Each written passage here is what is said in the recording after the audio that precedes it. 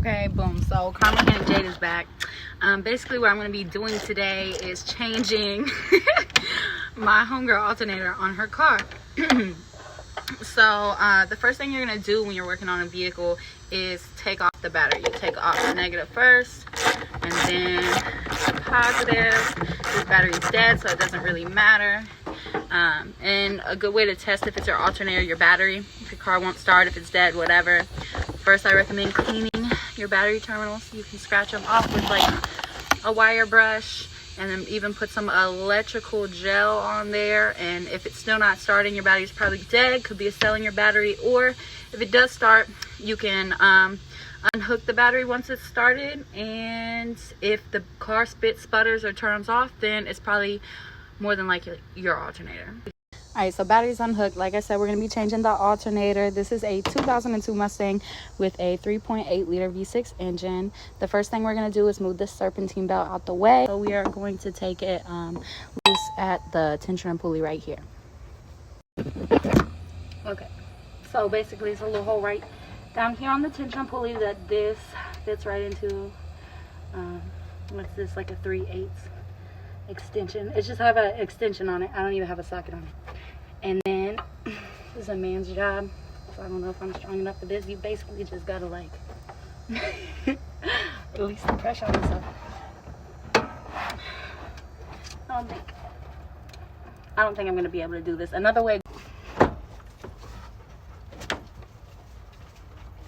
All right, lift the thing off. Yeah, big strong man. Woo! Listen, now I know y'all saw that I could not get enough leverage to get the tensioner and pulley loose myself. I did not have a pipe. And did I use a broken broom?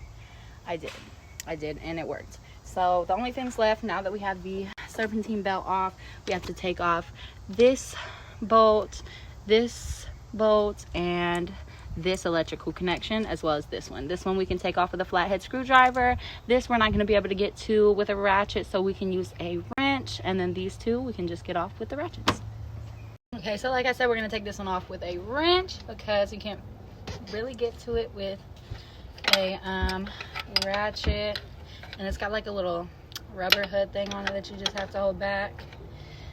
All I had was a pipe wrench, but it will work. And then once I get it loose enough, I can just take it off with my fingers. So the first thing we took off was that little 10mm electrical connection in the back. And then you can really just pop this one off. But I'm about to go grab a flathead so I don't break it. I have a tendency to break those. Okay, so here's the 10mm nut that was just holding this electrical connection here. And then we just took a little flathead and unhooked that there.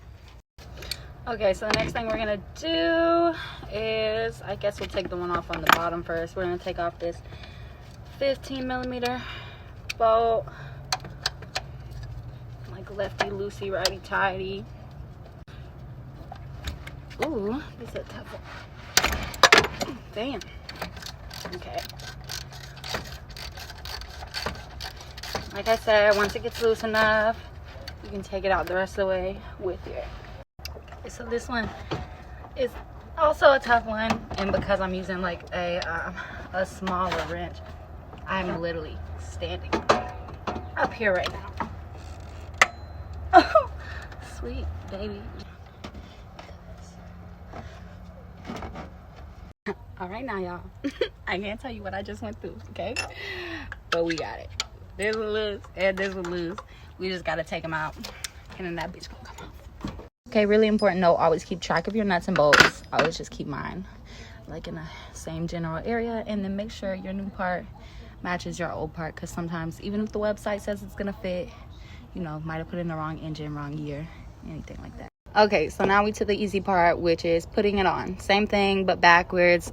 We left these bolts on the longest before because they were like holding the weight of the part, and we're gonna put those on first now so that they can do the same thing and support the weight. All right, guys, simple enough. We just put this on till we hear the click. Anyway, this is just kind of tedious because you have to hold the thing back. But yeah, and then this, definitely tighten it. definitely don't tighten it down too much because these are really easy to strip. Right, so we've got the bolts nice and snug, we've got the electrical connections on, the protective hood over, and now we just have to pull that tensioner pulley again and put this serpentine belt back on, and she's good to go. Okay, and this time I was able to get the tensioner pulley without help, and yeah, looks like everything's in place. Definitely make sure your serpentine belt's not caught anywhere, because when you go to cut your car on, it will snap or break or tear to pieces while you're driving. And then just hook your battery back up and you are good. I'm actually gonna charge the battery before we try to cut it on, so that way we know that the alternator is getting, or the vehicle is getting full power. Charging the battery, I had it set to 60 minutes and 40 volts, but it's almost done now. I'm gonna let it finish because it was pretty dead. Another thing you can do, I cleaned it, take care of your things so they can take care of you, is pull these up. I just put a flathead around the top, pull them up. If they're empty, you can put a bit of distilled water in them. Make sure it's distilled. Tap water will ruin it because it has metals in it like iron. And then check the battery. I did it a minute ago. I probably should have showed it, but it's fine. It ran between 12 and 14. If you're between 12 and 14, probably pretty solid. And I brought this over here so I wouldn't forget, but we're also going to check the voltage when we hook it up. Older model vehicles have voltage regulators that, if they're bad, will make your new alternator go bad.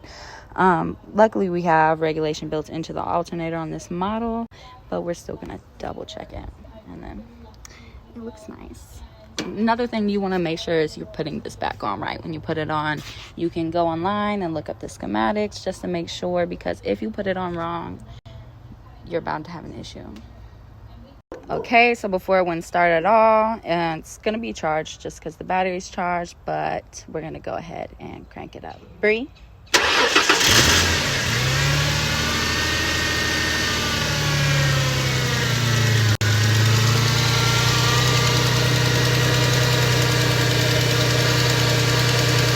Alright, so we got it put in. The voltage is looking really nice. It's holding up. Had it on for a minute now.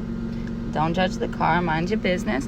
And you know, I'm just saying, like, could we have paid to get it done? Yeah, but we would have had to pay for labor. The part was $90 online, and bitches know how to do shit, okay? And I did tell y'all we would check the voltage, so as you see, all is well.